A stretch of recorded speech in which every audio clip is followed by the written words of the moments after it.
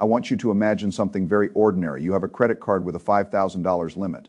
During the month, you put $2,000 on it. Maybe it is groceries, gas, utilities, subscriptions, and a few normal expenses. You are not reckless. You have the money sitting in your bank account. You are not borrowing because you are desperate. You are simply using the card the way the system tells you to use it. Then the bill arrives. You pay the full balance. No interest, no late fee, no missed payment. From your point of view, you did everything right. Then a few days later, your phone sends you a notification. Your credit score dropped 20 points. Most people look at that and think something is broken. They think maybe the bureau made a mistake. They think maybe identity theft happened. They think maybe the scoring model is punishing them for being responsible. But in many cases, nothing is broken. The system is doing exactly what it was designed to do. The problem is that the system is not measuring what most people think it is measuring. Most people think credit cards work like this. You spend during the month, a bill comes, you pay the bill by the due date. The credit bureaus see that you paid in full, and your report reflects a clean zero balance. That is not how it works. The credit bureaus do not watch your account in real time. They do not update your report the moment you pay. They do not look at your bank account and say this person had the cash and was being responsible. The system works off a snapshot. Once a month, your card issuer takes a picture of your balance and reports that number to the credit bureaus. That reported balance can sit on your report for the month and influence your credit score, even if you pay the full amount later and never pay $1 of interest. This is the key distinction. Your due date is not the day that controls the number the bureaus see. Your statement closing date is, that is the day the picture is taken. If you understand that one fact, you understand why so many responsible people see their credit scores move in ways that make no sense to them. Let me walk through the sequence. Your billing cycle runs for about 30 days. During that cycle, you use the card. The balance rises and falls depending on your spending and payments. At the end of the cycle, the card issuer closes the statement. It generates a statement balance. That balance is the amount shown on the bill. That statement balance is usually the number reported to Experian, TransUnion, and Equifax. Then, roughly 3 weeks or so later, your payment is due.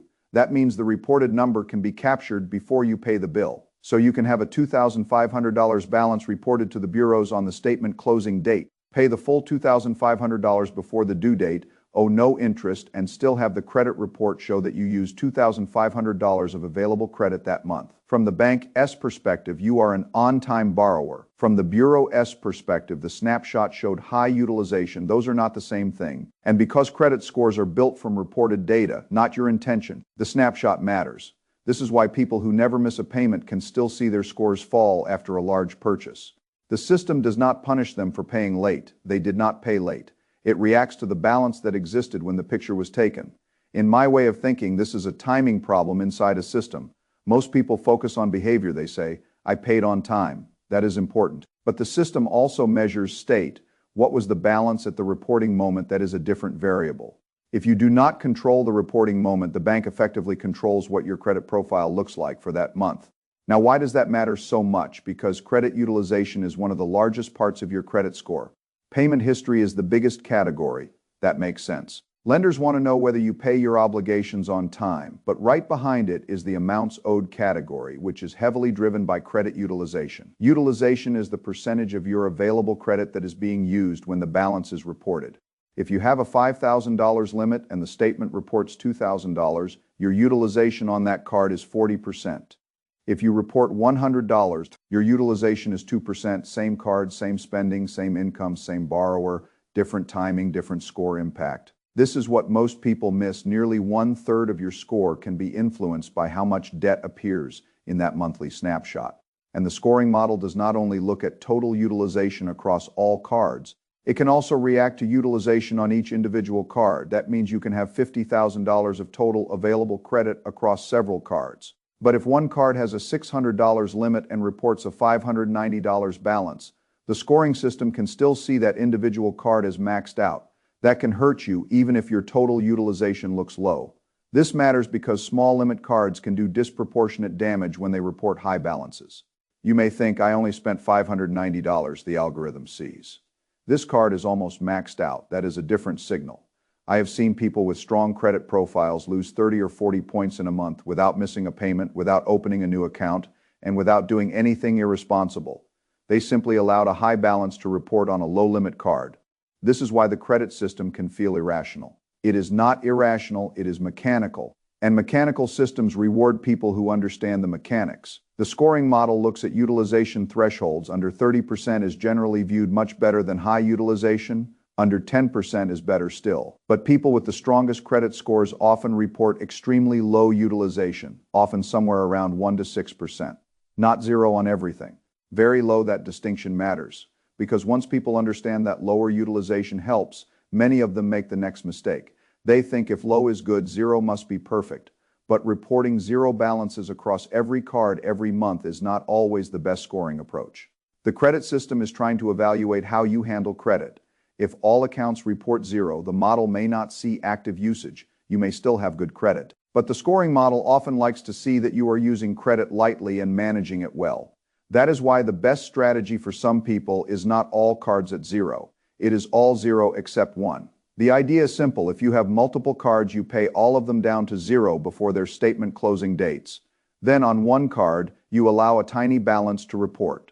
Something like $10 or $20, or around 1% of that card's limit. That small balance tells the system two things at the same time. You are using credit, and you are using it at a very low level. That combination is often better than showing no usage at all. But I want to be very clear about one thing.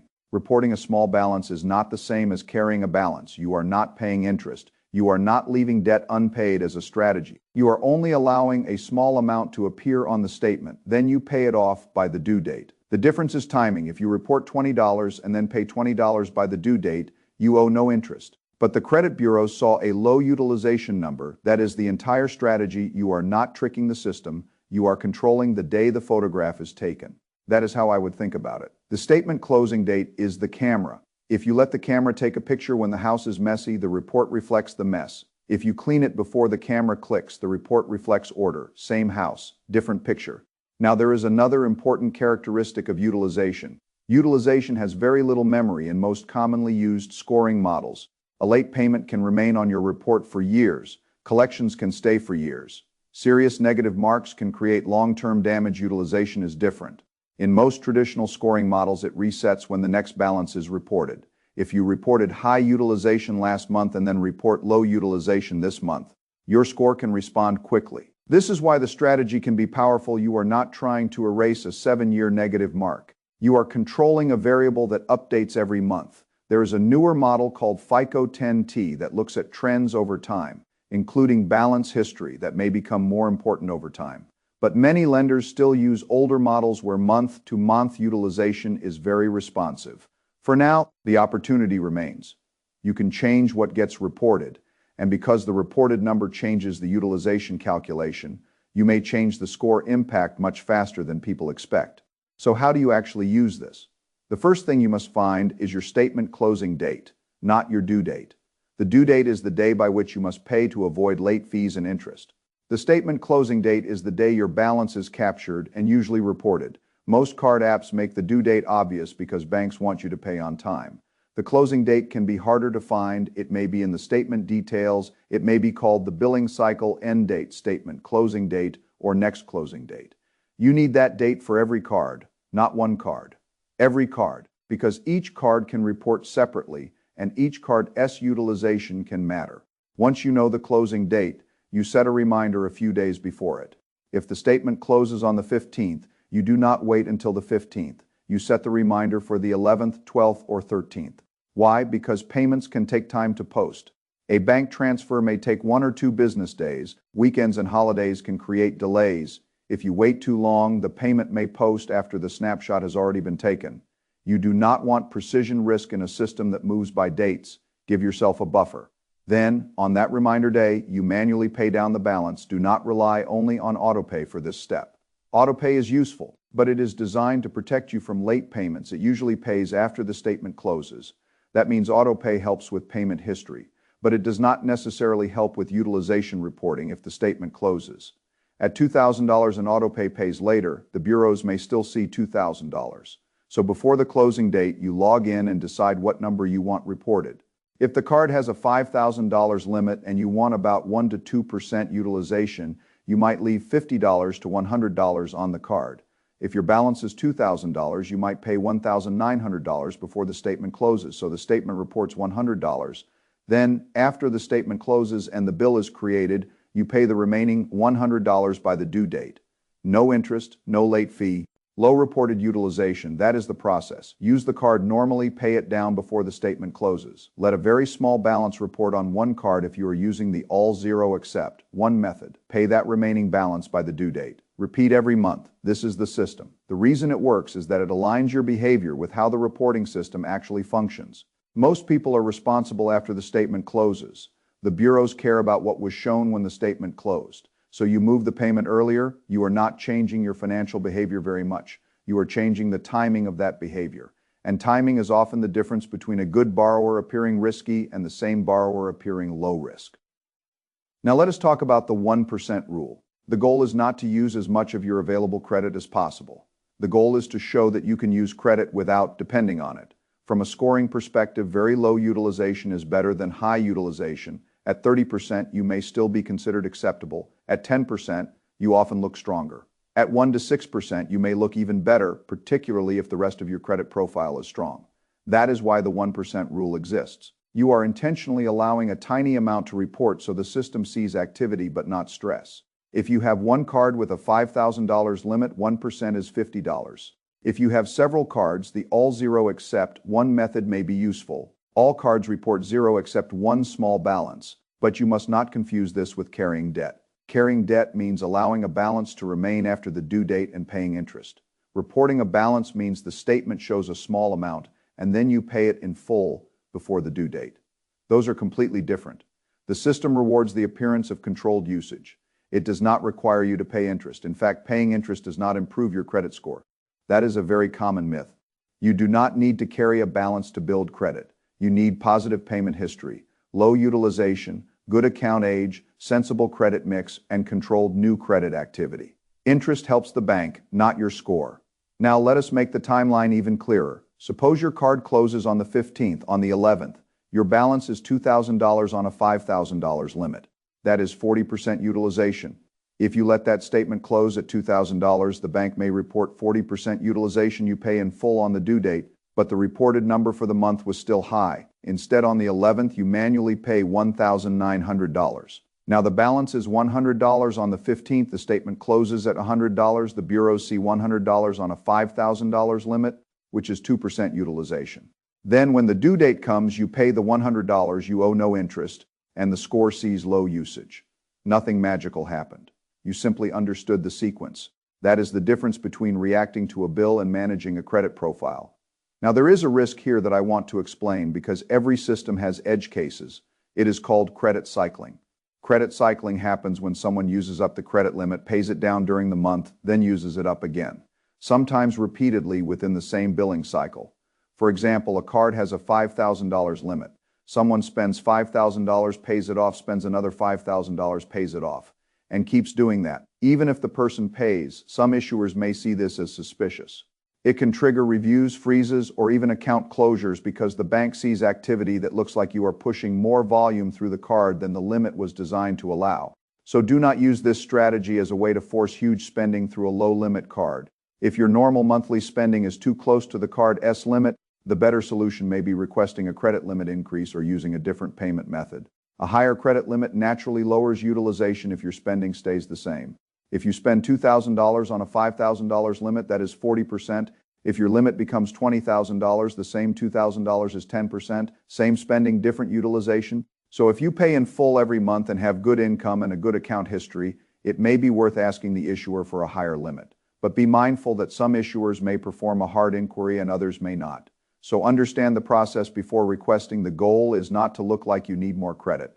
The goal is to build a structure where normal spending does not make you appear overextended.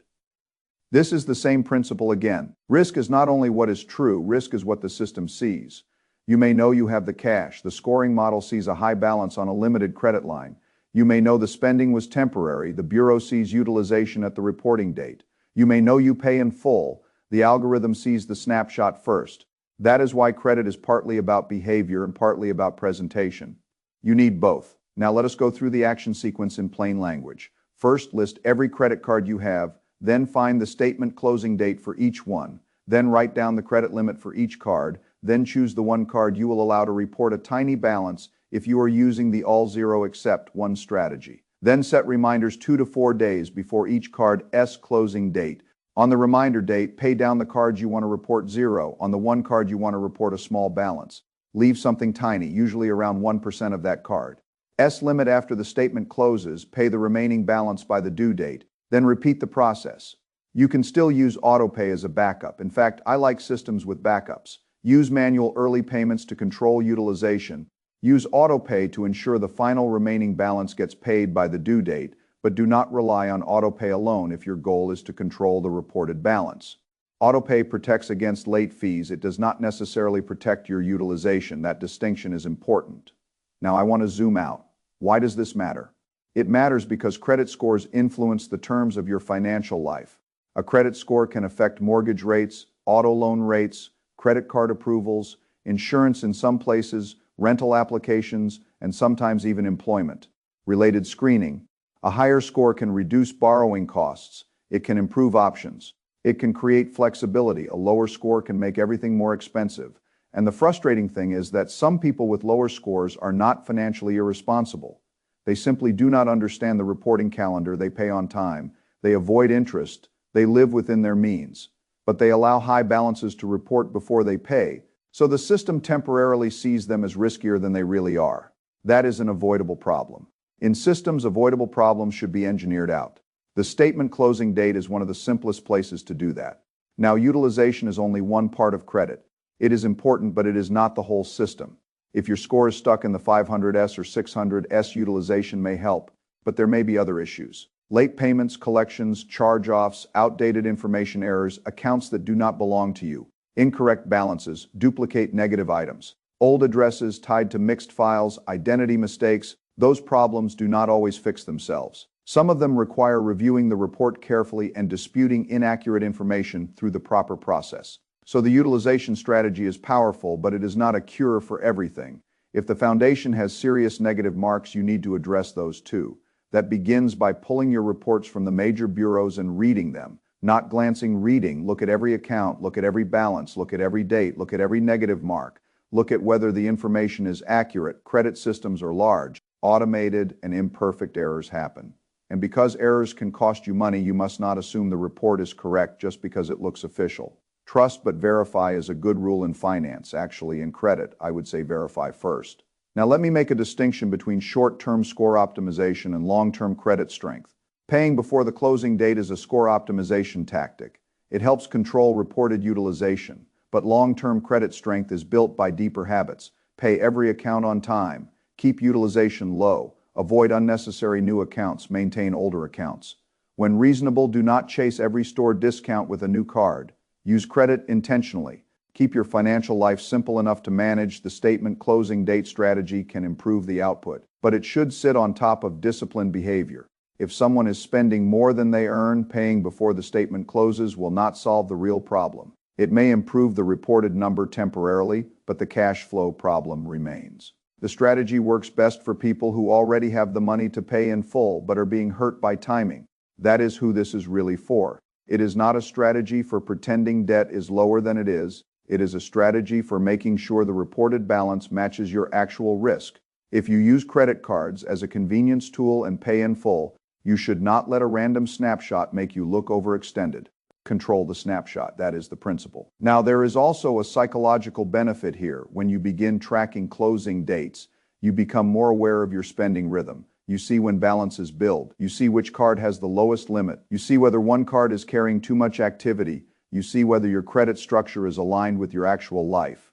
That awareness is useful. Many people manage credit reactively. They wait for the bill, they pay. Then they wonder why the score moved. A better approach is to manage it proactively. Know the reporting dates, know the limits, know the utilization, know the remaining due date. That is how you move from being a participant in the system to being an operator of the system. And this is how I think about financial systems generally. There are visible rules and hidden timing mechanisms. People usually learn the visible rules first. Pay on time. Do not miss payments. Do not max out cards. Those rules are true. But the timing mechanism is what separates average execution from strong execution. A person who pays on the due date may be perfectly responsible. A person who pays before the closing date may appear much stronger to the scoring model. That difference is not moral, it is mechanical. The better operator gets, the better result. Now, let me also explain why a score can recover quickly after a high utilization month.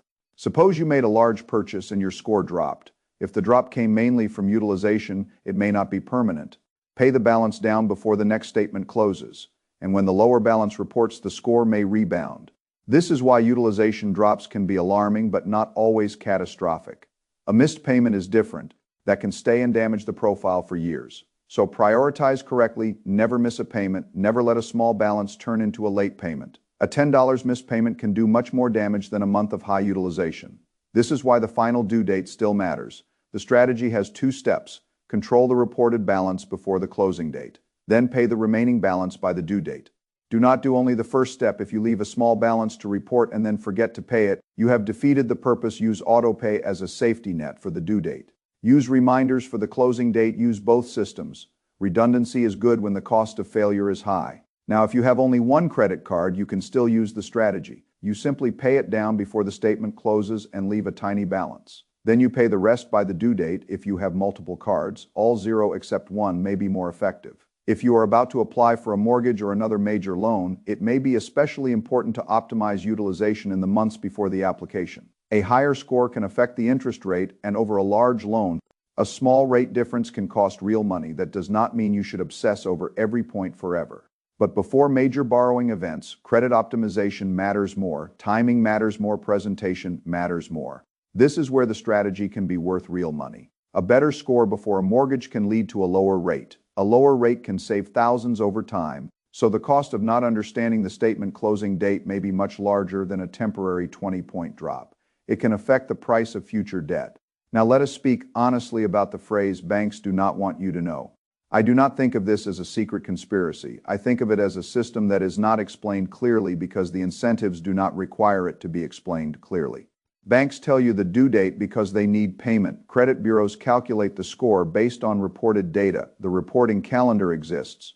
But nobody is forced to sit you down and explain that the statement closing date is the date that shapes utilization. So the information is available but not obvious. That is often how systems work. The most important rules are not always hidden. They are just buried in plain sight. People who learn them gain an advantage.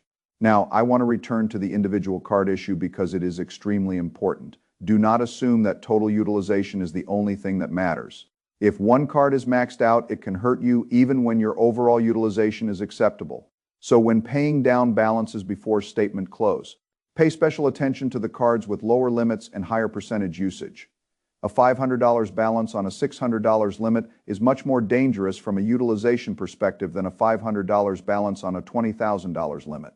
The dollar amount is the same, the risk signal is different. This is why spreading normal spending across cards can sometimes help, but only if it does not create complexity that leads to missed payments. Simplicity matters. If you cannot track 10 cards, do not create 10 cards. The best credit system is one you can manage consistently. Now, what about requesting credit limit increases? That can be useful because it reduces utilization without reducing spending, if you have a strong payment history and income to support it. A higher limit can make your normal monthly balance look smaller relative to available credit.